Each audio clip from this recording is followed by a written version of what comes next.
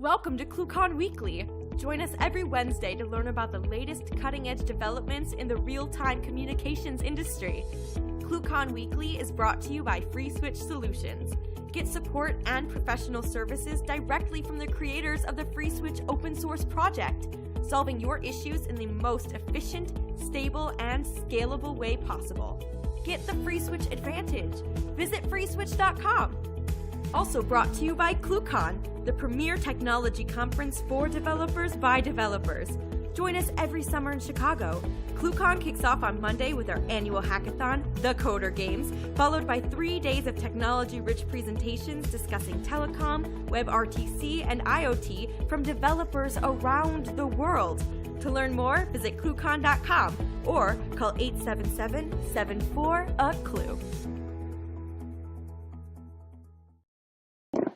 Hey guys, welcome to ClueCon Weekly. Today is the 25th of April, 2018, and today we're going to be joined by Bogdan-Andrei from the OpenSIPS project. For you guys that don't know Bogdan, he's been around OpenSIPS and before that, Sir and OpenSir, and he's the lead dev over at OpenSIPS now.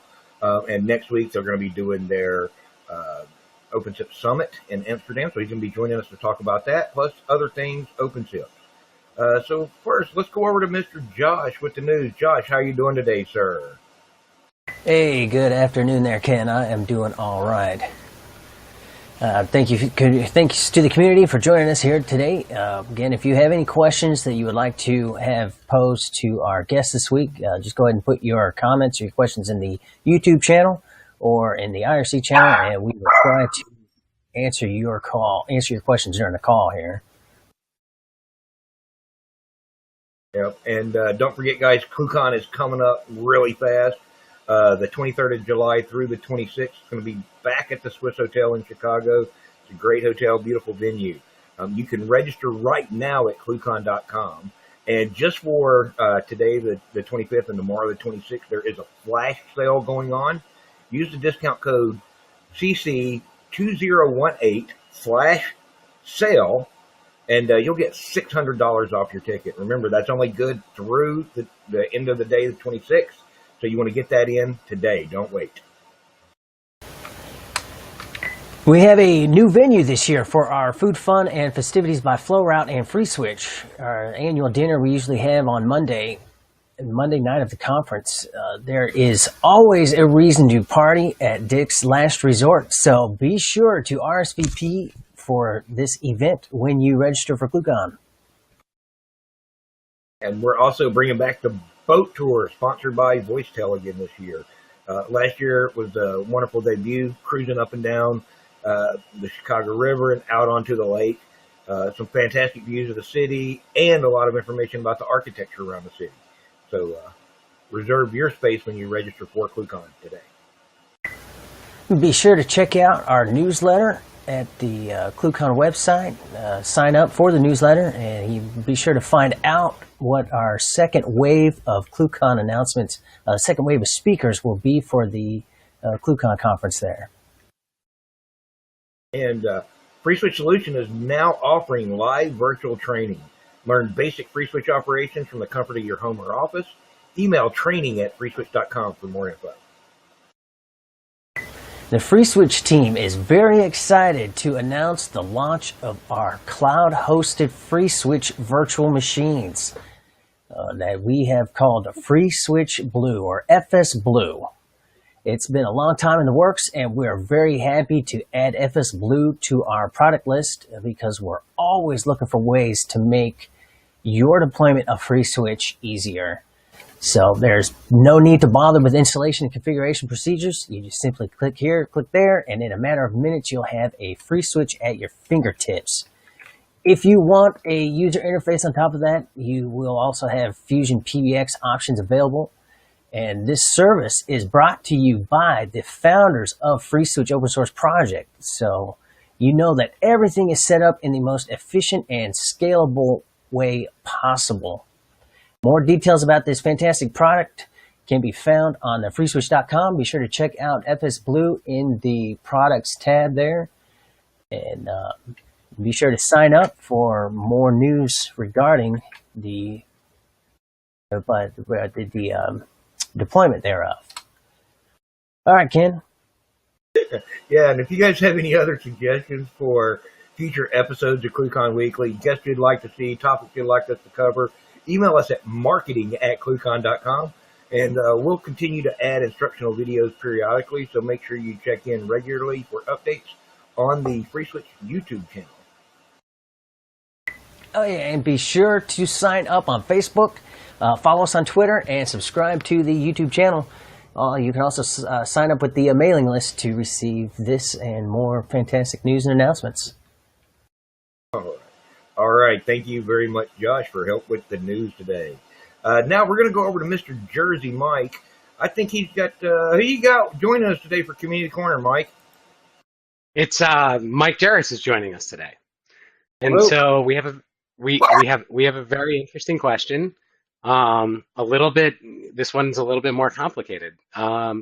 So Babak Y is using Node.js via socket, and the question is it expected when using a dial plan that only calls the socket application but later bridges the call and transfers back to the dial plan to have two different socket connections? And closing either socket end the call? So the short answer to that is yes, it is expected, but I'd like to dig in a little bit and explain how that works.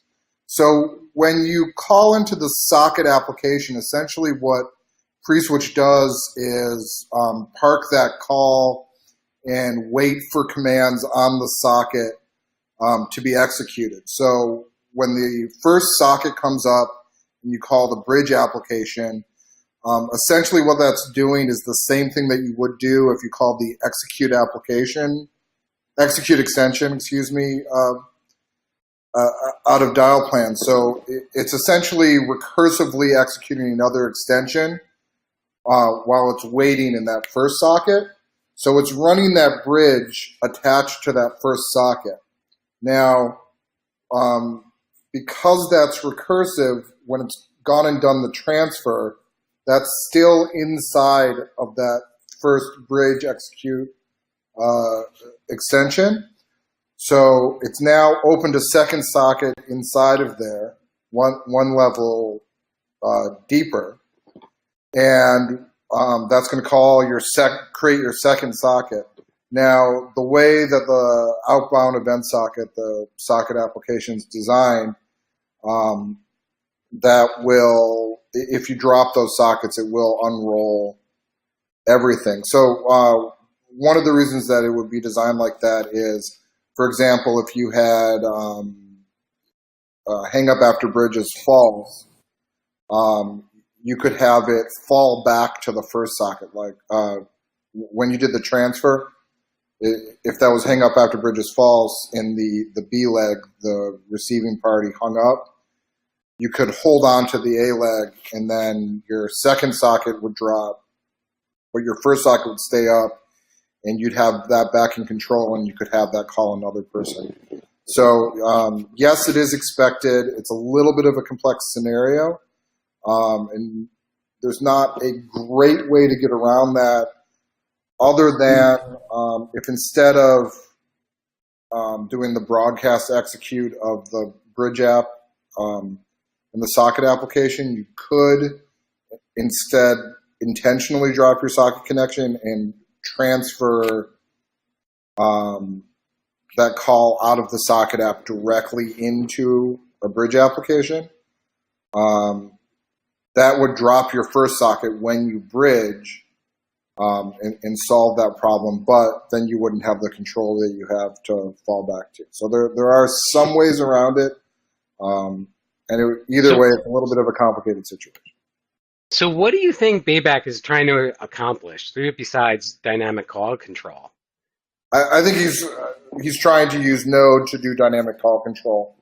I mean, we see people do this a lot, and 90% of the time, I think something like mod.xml curl is a better solution than something like the socket application.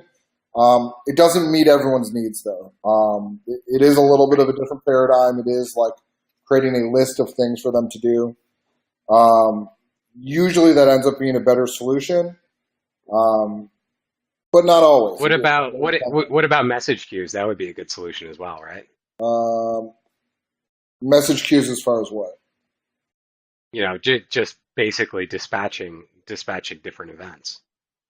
Yeah, I mean, you could do it where you just park the call and use an inbound event socket control instead of an outbound event socket control. It has some advantages that you don't have all these extra sockets. It has some disadvantages that eventually you run into a scaling issue with that when you're trying to control every call from one place, and your code ends up being a lot more complicated because it has to keep track of which call you're talking about, where outbound event socket kind of does that part for you. And it's, programmatically nice because you're just thinking about what to do with that one call. A lot of this has to do with what the implementer is most comfortable with.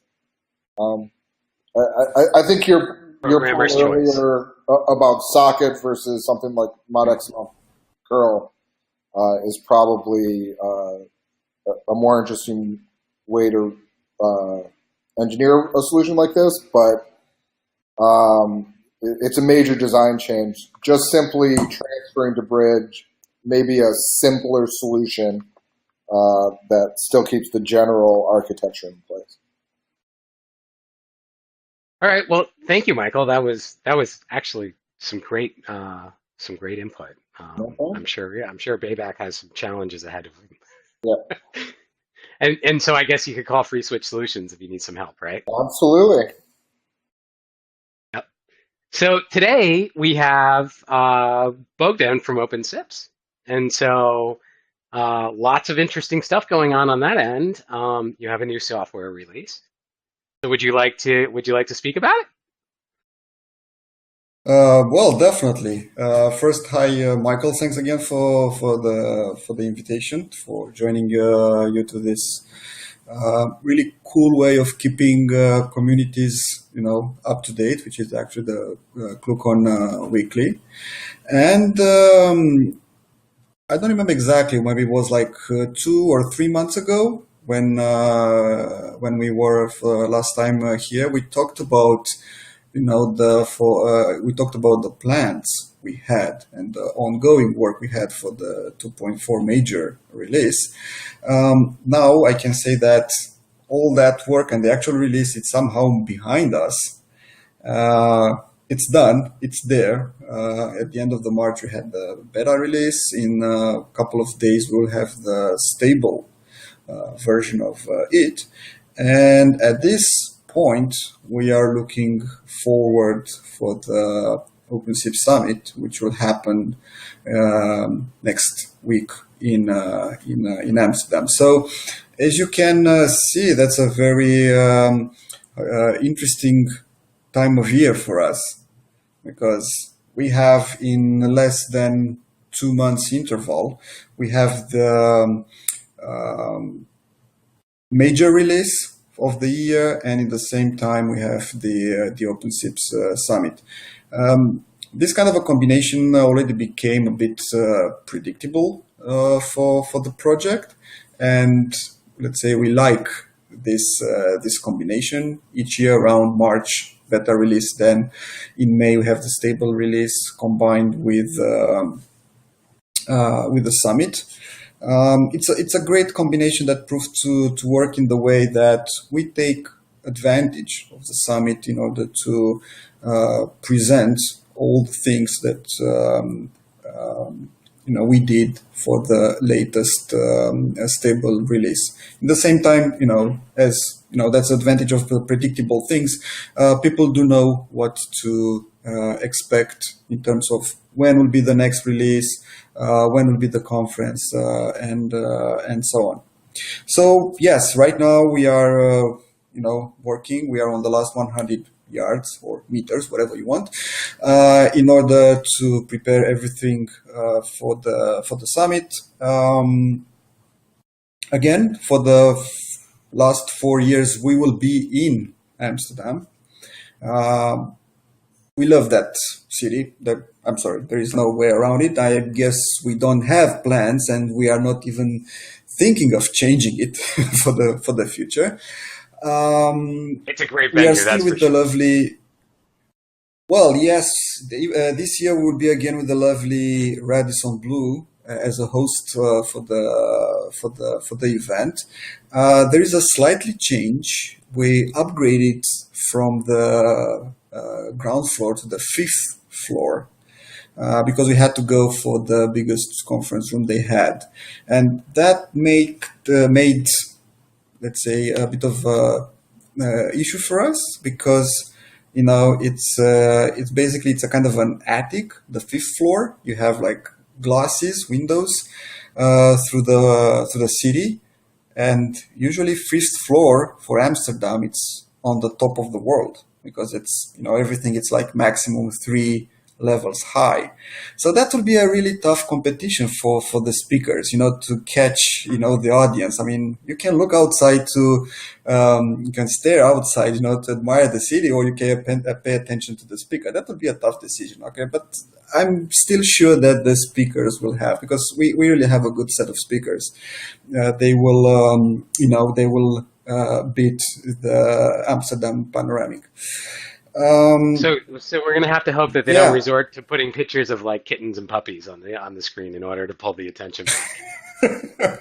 Yeah, maybe we'll have to ask at the guys from the venue to use the curtains and mask the windows to keep everybody focused.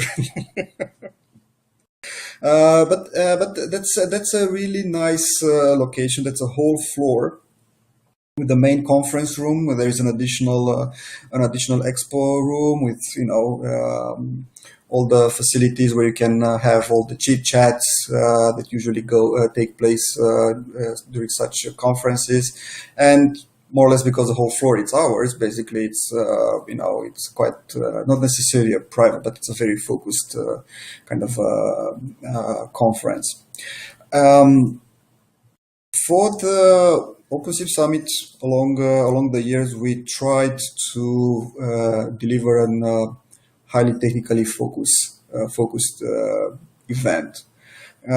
Even if maybe somebody can blame us for being too geeks on that, but we like actually to to go in depth and present technical things and not necessarily related to OpenSIPS, because if you look at the list of the speakers, the participants, you will see that actually the event is not OpenSIPS related, not only OpenSIPS related, it's not only SIP related, is about the SIP and RTC world. It's about different projects in the area. We have our Homer friends with us at the summit. Now we have FreeSwitch also with us. We have Asterisk being part of the summit. So we try to create a point where people, can share ideas. They can share experience. Maybe they do some really crazy brainstorming about what they would like to, about what they heard about, and some things. The idea is when you leave the event, you will have some good knowledge. You have the feeling of learning something or discovering, or you can say, yeah, okay, I came with some plans and now I know how to do them. And talking about plans and validating plans, the structure of the summit as an event, it's a bit complex because, again, we wanted to offer as much as possible to our attendees. So besides the 2 days of conferences where people will share with us about SIP VoIP projects, about their experience of what they did, their implementations, and so on. We have a full day dedicated to design clinics. So that's something that we do for free for the project. So that's a great opportunity if you have an let's say an idea, you have a plan, some blueprints of doing something, or even if let's say you have a goal but you have no idea how to get there. The design clinics are a really good opportunity to talk to the experts in OpenSIPS, at least to, let's say, to us, to validate or at least to set a path to reach your goal. So they are like a one-to-one discussions where we basically offer all our knowledge in order to, again, advise you in how to do, how to reach your goals. So that's a So very within the interesting. design clinic, what's the typical use? Do you have people that have already implemented OpenSIPS and want to add features, or do they want to implement new features that come with new versions of the code, or is it, people It's a converting bit of from everything, to be honest. Papilio or something like that? Again, it's a bit of everything. So there are people probably, let's say, running systems for years, and they are looking like what's the best way to do an upgrade without, screwing up everything. Or, as you said, maybe they are looking for add new features, or maybe they want to design and implement a completely new system, and they are not 100% sure if they are doing it in the right way. You don't want to find out that you took the wrong decision after, let's say, half a year, 1 year of work implementing something and say, geez, that was a really completely bad idea. So maybe you want something to tell you, yeah, that's okay. What you are doing, it's okay. You are on the good path. At least that will be, how to say, sufficient in most of the cases. But again, they are. We have again different kind of requests in terms of tell us we are doing it in the right way or give us an advice on how to do it, and especially the combination of these design clinics with the OpenSIP Summit steers a lot of questions, because you have 2 days in advance where you can learn what other people did, or what's new in OpenSIPS 2.4, or what new crazy ideas we had in terms of combining OpenSIPS with FreeSwitch, and so on. So you learn a lot of new things, and then you make your own plans in the background, and in the third day you go there with tough questions like, "Hey guys, I have some ideas about that. What do you think? It's okay or not?" So it's a good opportunity for companies to validate their plans. And in the last 3 years, the design clinics were all the time part of the summit, because, as I said, the summit, it's really complex structures. We have the conferencing, we have the interactive demos where you can actually see the real technical thing. You can see how you can implement certain scenarios, real life stuff. Then you have the design clinics, and the last but not the least, trainings. And this year it's the first time when we have a non-OpenSIPS training. So in parallel to the OpenSIPS training, we also have the FreeSwitch training. It's I think it's the first official FreeSwitch training outside US, if I'm not wrong, at least first in Europe, as far as I know. So that would be a good opportunity for the FreeSwitch community in Europe, Africa, Asia to join, and So we actually we have get a done certification for Michael. training. Yeah, so we have So done some remote done some remote training. So there's the virtual training. We did it. There was some virtual training for UK company a couple of weeks ago, but the curriculum is actually brand new, and I think the first time it was ever done was performed by Josh at IT Expo. So it's a brand new curriculum.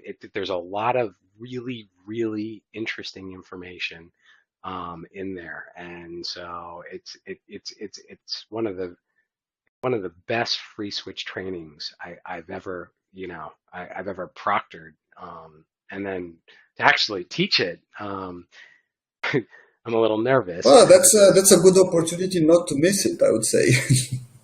Yes, And actually, no missing it. That's for sure. That's for sure. And so for people that want to sign up for it, we still have some spots.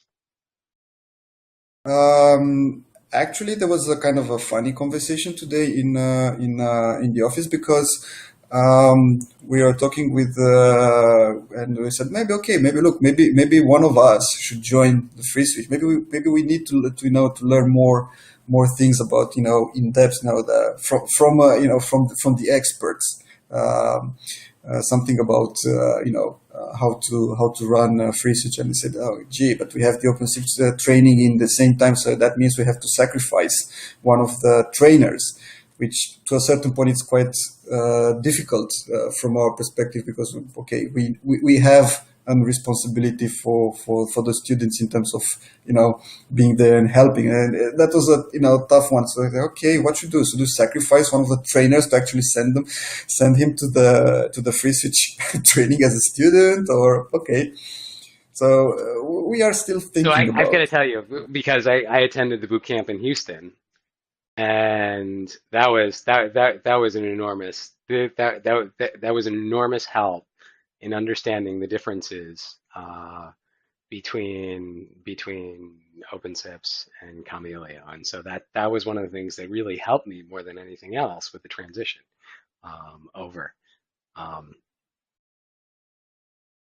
Well, all the time it's glad to hear such feedback, especially that trainings are probably they are really difficult to run. I mean, it requires a lot of resources, a lot of investment before actually running such a training, and that's a lesson that we actually never learn. We like to take the risks, or let's say the challenges, when doing the trainings. For example, right now in Amsterdam, because it's the summit more or less is around the OpenSIPS 2.4, which as a release is focused on clustering.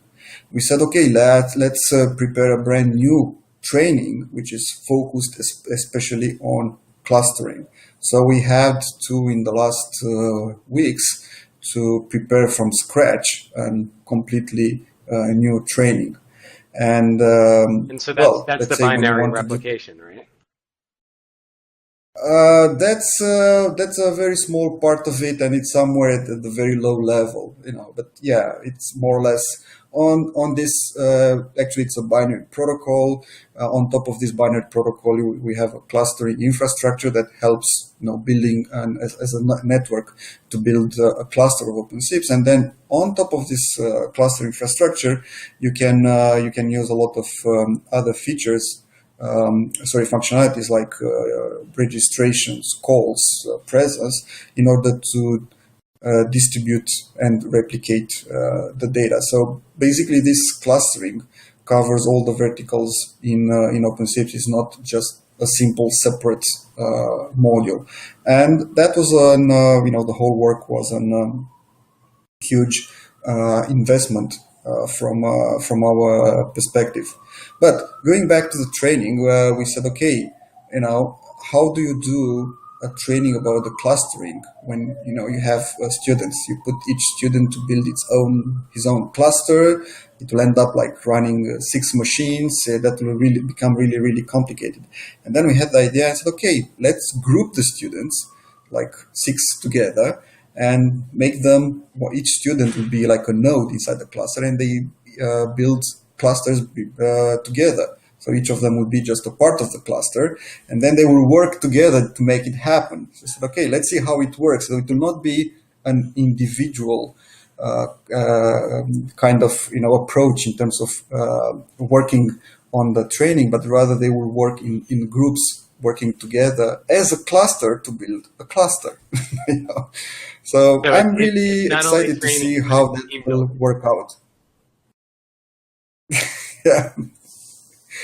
Yeah, so right now we do all the script validation, preparing the lab guides and all this. But I think that would be a really interesting experience again for the students, and we want to see the feedback when you have such a structure for again for the training.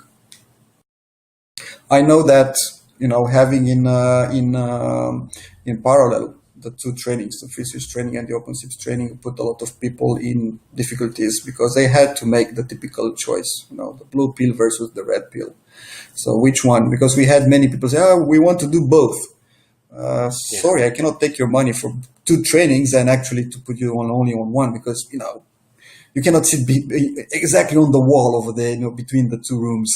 It's impossible. Well, but you know what? With But the really well, special part about it is, there's always other times.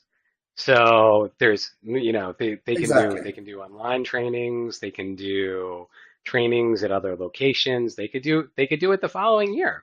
And so one of the things is I personally have always been out for the increase and acquisition of knowledge because in the end, the more you learn about every system, the better service you end up providing.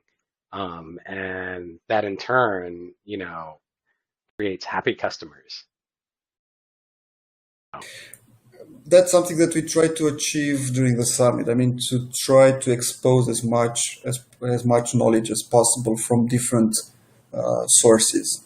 And from this perspective, we are quite happy with the ratio that we have for the speakers and also as sponsors, because it gives us a bit of an let's say feedback in terms of OpenSIP's interest around the world, even if the event is European based, right?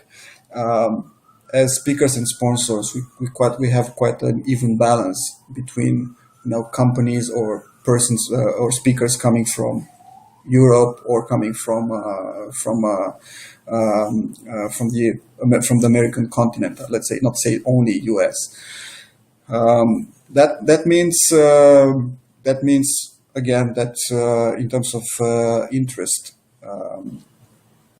more or less we are all over the place. And it's also this year we have speakers coming from Twilio and from OnSIP to share what they actually managed to do by themselves. So what they created with their own resources and their own effort. And sometimes that's really something really interesting because when you are a developer, you are somehow already working inside the cage because you know the software, you know what you can do, and to a certain point you are limited to what you imagined to do. But when you give the software to somebody else, that's you're exposed to a completely different set of let's say expectations or level of imagination. So you'll be surprised what other people are able to do with the software. You say, okay, I never thought to use it in that way.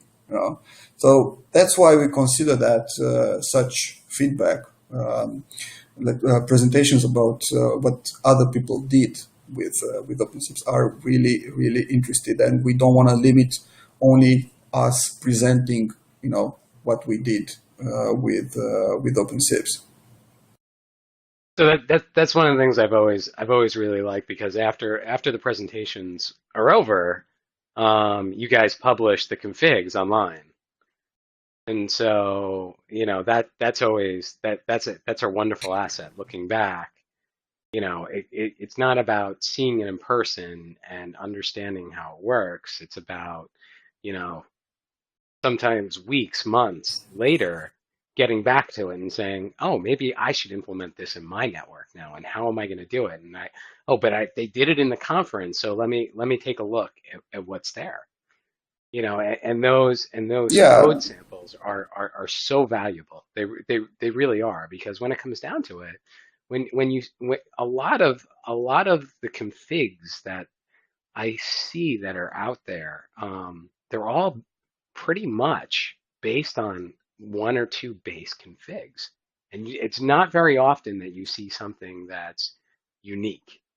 And the funny thing is, so free switch and asterisk, you can't really break things. Everything just pretty much works. It's a matter of configuration. But when you start getting into playing with signaling, you can break things big time.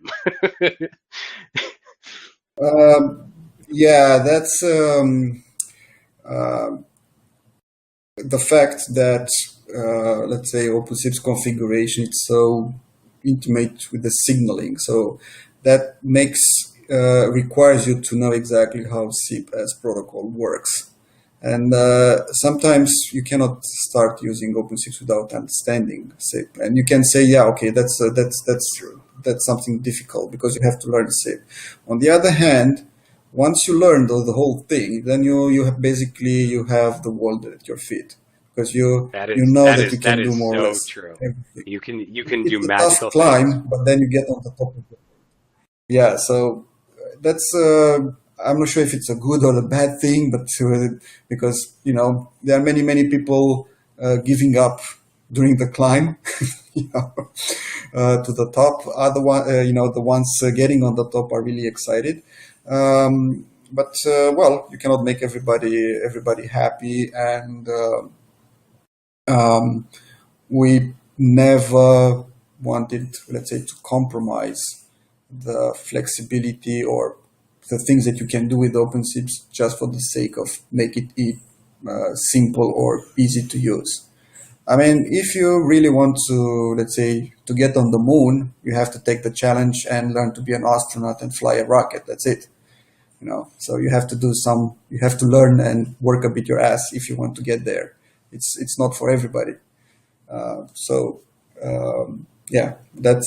makes us kind of How would you recommend a company that kind of how would you recommend that a company, so let's take like a company that has hit like a certain level.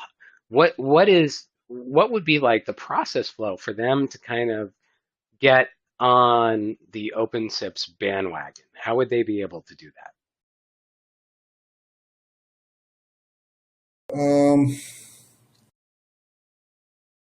I saw during the years like two different approaches.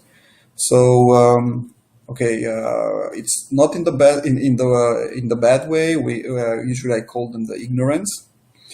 So they simply say, okay, I want such a system, build it for me, run it for me. I don't care. I just let's say outsource everything to somebody who really knows how to do it.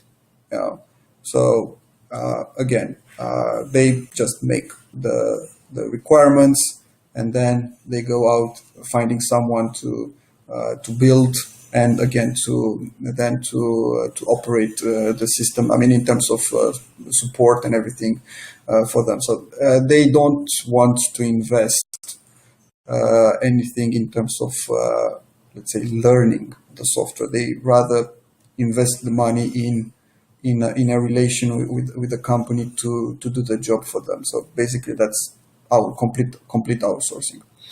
On the other hand, probably if you really do some, I would say, not custom thing, but really special things,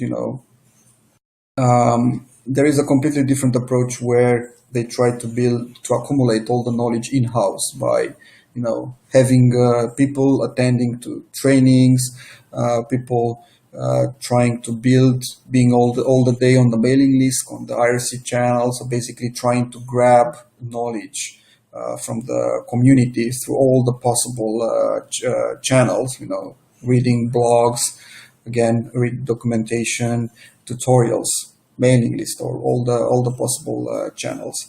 And they build everything in-house. So they have the in-house knowledge, and sometimes just to be sure that they don't end up with the back behind against the wall, they just let's say come to us eventually for really high level support.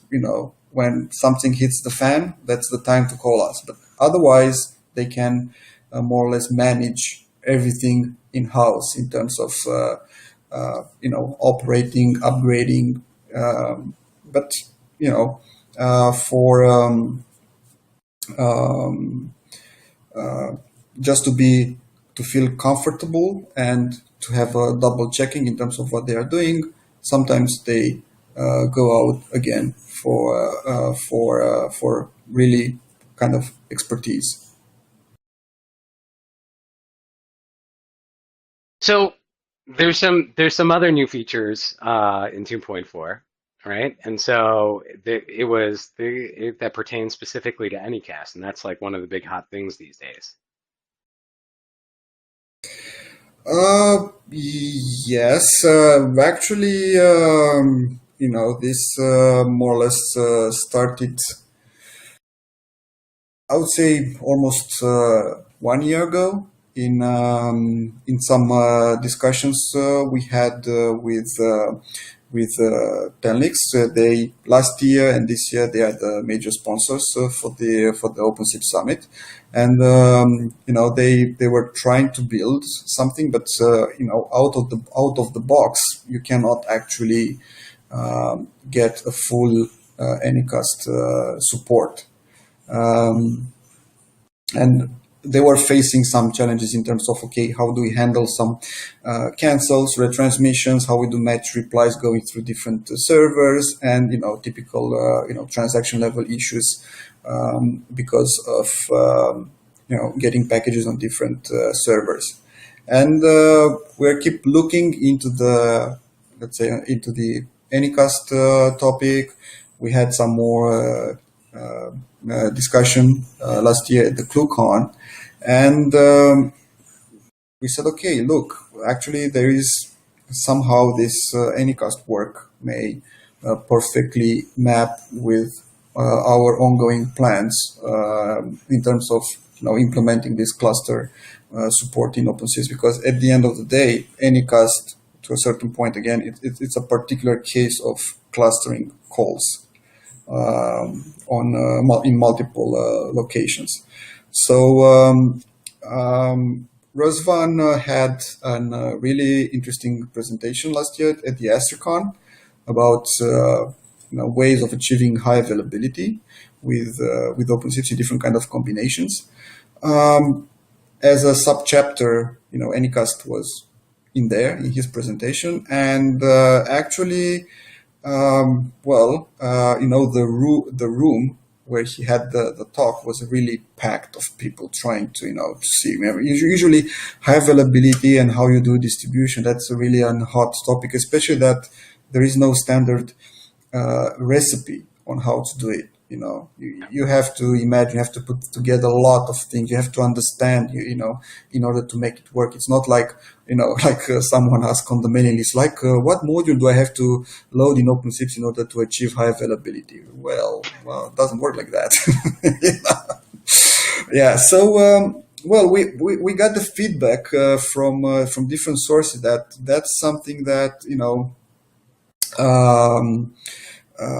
that's an interesting topic, and also we found it a bit challenging because it wasn't easy to find a solution, and a solution that actually works in terms of scaling, like a production system, not like just tape and wires, to say, yeah, okay, it works, blah.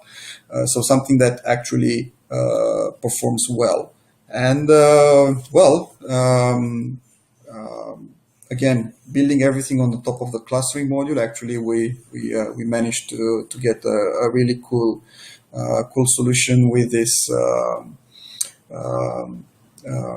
with the Anycast. But again, everything relies on a really strong foundation that was built for the clustering. And believe me, that burns days of discussions about how should we do it in order that all the pieces of the puzzle will fit together in a nice way at the end.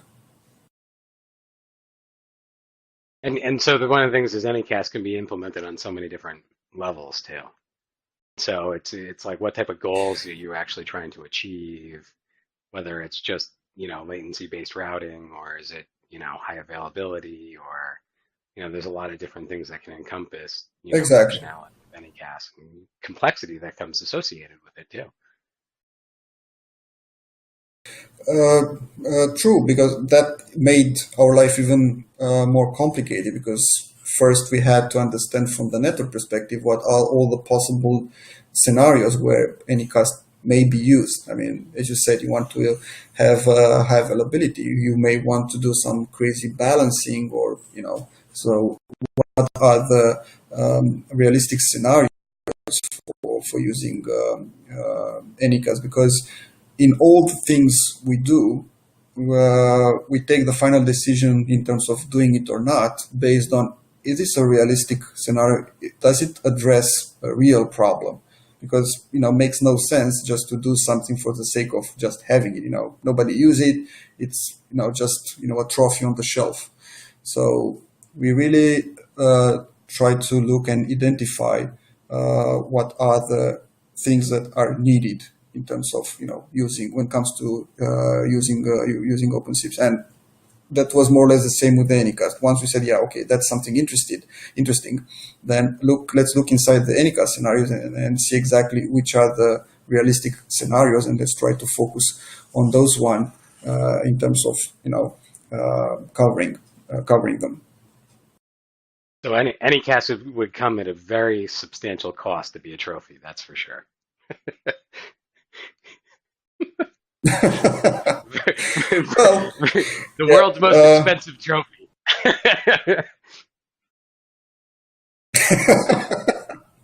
No, I think it will not be a trophy on the shelf. Will be, let's say, a very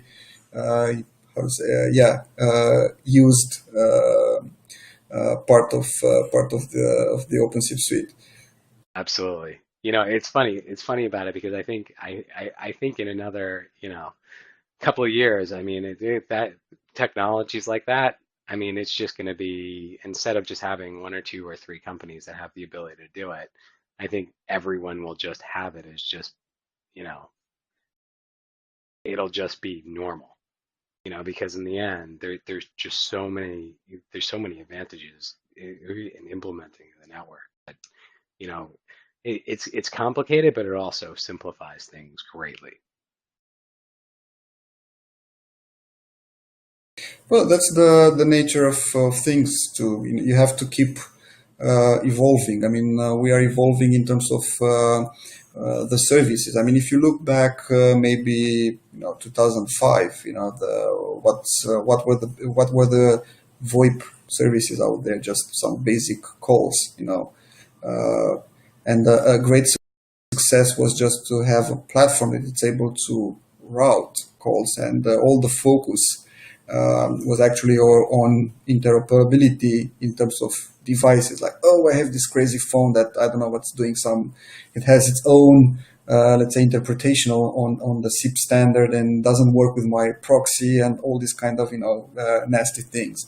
And now you end up with now you have complex services where you offer APIs where you can build dynamic services on top of API, like things like OnZip or Twilio does. We look from let's say from architecture perspective. We look at the clusters and how to combine load balancing with high availability. So in terms of expectations, or let's say requirements from the VoIP platforms, things evolved tremendously in the last 10 years, and of course that the softwares which are involved in this VoIP world have to keep up and to try to address these expectations. And we look and sometimes laugh about it, like looking back in the history in terms of design of OpenSIPS, considering that the original design was somewhere in 2001 or 2, and looking at why the hell was this done in this way? Well, those were the requirements at that time. Nobody needed more. So don't blame history on that. I think we need to readapt. Yeah, I think every programmer at one point or another Yeah. looks back at some of their older code and thinks, "Oh my God, what was I thinking?" Because that's the thing. People constantly expand their knowledge and reassess some of the things that they Yes. did when they were less knowledgeable. So, but we have 5 minutes left. So why don't we take some questions from the audience? Oh, Do you have any questions? okay.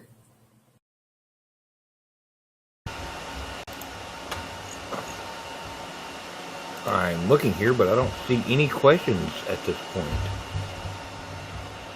So why don't we've got a couple people in the audience. Why don't we say hello to some of the other OpenSIPS software guys?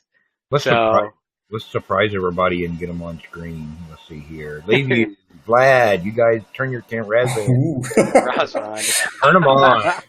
Turn them on. Hey guys. What's going on? You guys excited for next week? I'm excited. Yeah, me too. Absolutely.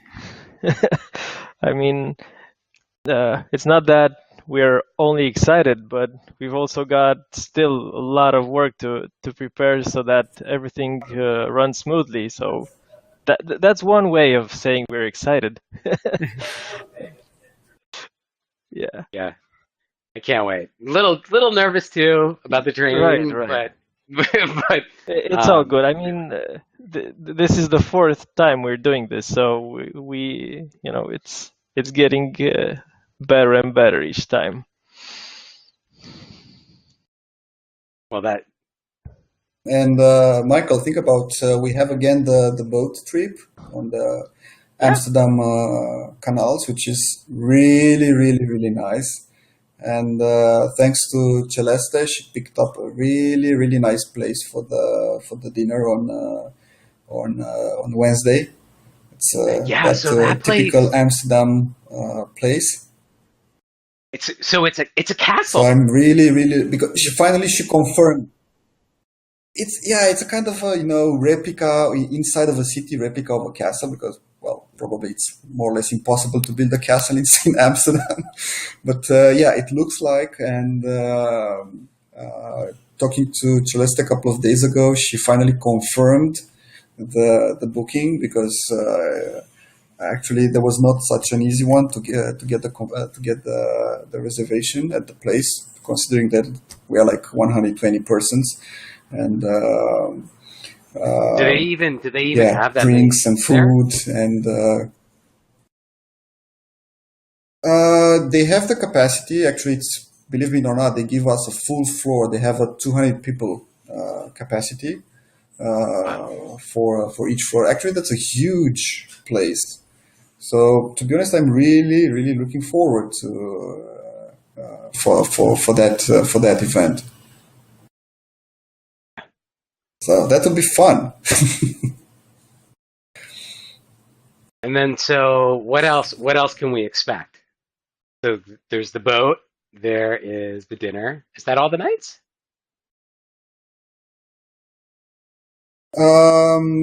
Yeah, because it's Tuesday and Wednesday. They are the 2 days of conference. And in the last days, there are the clinics, the design clinics with the demos and the training. So probably we will scale down, let's say maybe to 60 people or something like that. And we said to focus all the social events, all the fun in the first day when we have more or less all the people with us. On the other hand, if there is nothing officially prepared, doesn't prevent us for doing, doing something, by our own. So I'm pretty sure that Alex will have we're some in a great beautiful ideas city. on that. We're in a beautiful city, and there's lots of fun to be had. Shortly said yes. So Okay, during well, the thank day you you guys for learn, coming and during in. the night you have fun. Yeah, I'm looking forward to it. Thank you guys for coming in. Back to you, Ken. All right. Yeah. Again, thanks, Razvan, for joining us there briefly. Bogdan, good to see you again, as always. Also, we had some of the other guys from OpenSIPS here, Leave You and Vlad. You'll see those guys at the summit next week if you're going. So if you haven't planned on going, but you're going to be near there, go ahead. And think y'all got room for last minutes, right, Bogdan? We can make an effort if somebody drops in, all the time. We have the standing seats in the back. There you go. So get them in there while you can. You don't want to miss it. Also, you'll see these guys at ClueCon. They'll be back there with training this year. So be sure get your tickets there. Don't forget the flash sale. It's going on today. So thanks, guys. I appreciate you guys showing up here. Also, for everybody else, don't forget, like us on Facebook, follow us on Twitter, and click that subscribe button down below these videos on YouTube. And then once you've done that, there's a little bell there. Click that, and that'll get you in the alert crew. And when we add new videos or we're going to get ready to go live, you'll get an alert, and it'll let you know so you don't forget and miss it. So don't forget to do that. Next week, I believe we have Mr. Mark Crane will be joining us. Also, we'll have maybe some live interaction there from the OpenSIPS Summit. So you guys come back and join us then. We'll see you next week. Have a good time. You've been watching Thank you, ClueCon Ken. Weekly. Tune in every Wednesday at 12 p.m. Central. Keep up with the latest happenings by subscribing to our YouTube channel, follow us on Facebook and Twitter, or visit us at freeswitch.com.